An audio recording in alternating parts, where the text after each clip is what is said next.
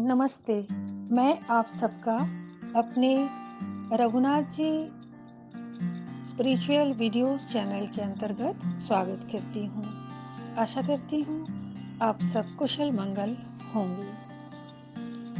हम साधारण इंसान हैं और स्वाभाविक है कि हमसे कुछ न कुछ गलतियाँ हमेशा या कहें तो हर दिन हो ही जाती हैं। हम अक्सर अज्ञानता के कारण कई ऐसी भी गलती कर बैठते हैं जिसका पछतावा हमें बाद में होता है। वैसे तो कोई भी इंसान जानबूझकर कोई गलती कभी नहीं करना चाहेगा और ना तो करना चाहता है, परंतु कभी-कभी उसकी बुद्धि, उसका विवेक उसका साथ छोड़ देती है कुछ क्षणों के लिए, और उसी समय ही एक चूक हो जाती है और वही हो जाता है गलती का महाकारण। यह गलती अगर कहें तो छोटी भी हो सकती है और कहें तो बड़ी भी हो सकती है। गलतियों की कोई सीमा नहीं है। गलतियां कभी भी होती है। कई गलतियां तो ऐसी होती हैं जो दूसरों के साथ, दूसरों के सहयोग से हो जाती है। अर्थात हमारा मन तो चाहता नहीं था, परंतु संगी साथियों के कारण वह काम इंसान कर बैठता है और बाद में उसे उस बात का अत्यधिक पछतावा भी होता है। परंतु अब क्या किया जाए? जो सजा मिलनी है वो तो अगर पारिवारिक रूप से, सामाजिक रूप से मिलनी है वो तो मिलेगी, परंतु आत्मा के भीतर जो ईश्वर रहते हैं उनकी सजा का ढंग कुछ और ही होता है। क्योंकि वह आत्मा अर्थात इंसान का जो अंतरात्मा है वह तब तक संतुष्ट नहीं होता जब तक उसे पर्याप्त पश्चाताप ना हो जाए। पश्चाताप ऐसा कि वह उस किए के लिए किसी ज्ञानी से मिलकर उसका समाधान न ढूंढ ले। पश्चाताप में तो कई प्रकार के समाधान के कारण होते हैं। कभी कोई मंत्र जाप, कभी पूजा पाठ, या फिर किसी के साथ अगर कोई धोखाधड़ी की गई हो तो उसके साथ मिलकर उसकी जो भरपाई करनी हो वो कर देना, या फिर उससे क्षमा मांग लेना, यह सब तो कर ही सकते हैं। परंतु फिर भी एक अंतरात्मा की जो टिस होती है, जो चोट होती है, वो छिपे नहीं छिपती। वह इंसान के आंखों में झलक ही पड़ता है। उसका हृदय क्रमशः वेदनाग्रस्त हो जाता है। वह अंदर ही अंदर रोता कराहता रहता है, चाहे मुंह से किसी को कुछ बोले या ना बोले।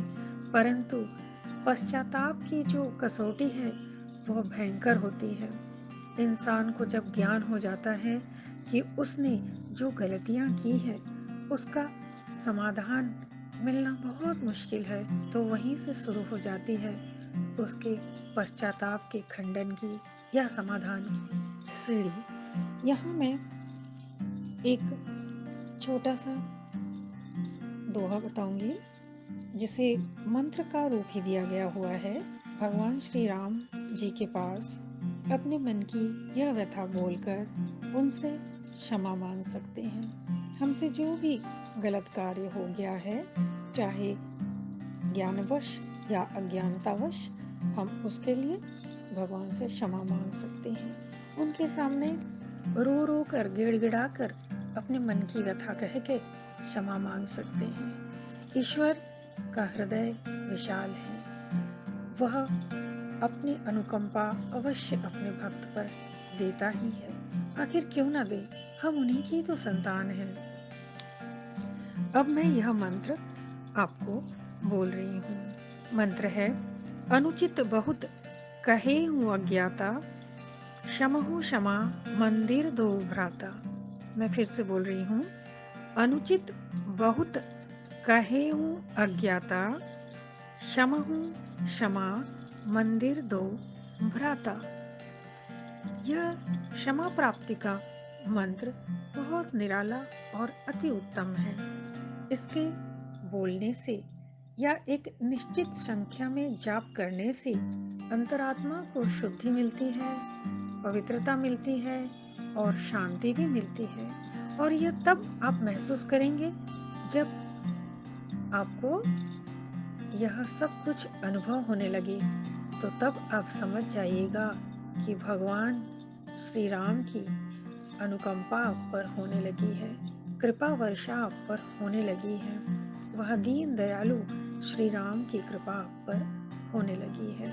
इस मंत्र का जाप आप कभी भी कर सकते हैं, किसी भी समय कर सकते हैं, जब भी आपके पास समय होता है आप कर सकते हैं। इसकी कोई निर्धारित जाप संख्या नहीं है।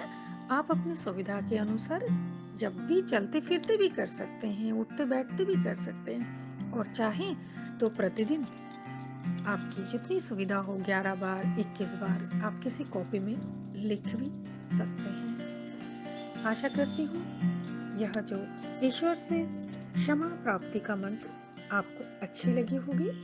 आप सब मेरे इस वीडियो को लाइक कीजिए और शेयर भी जरूर कर दीजिए।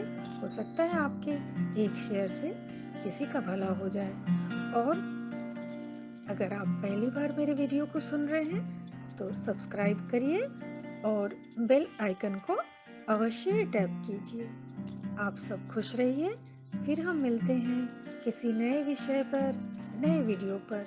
तब तक के लिए धन्यवाद।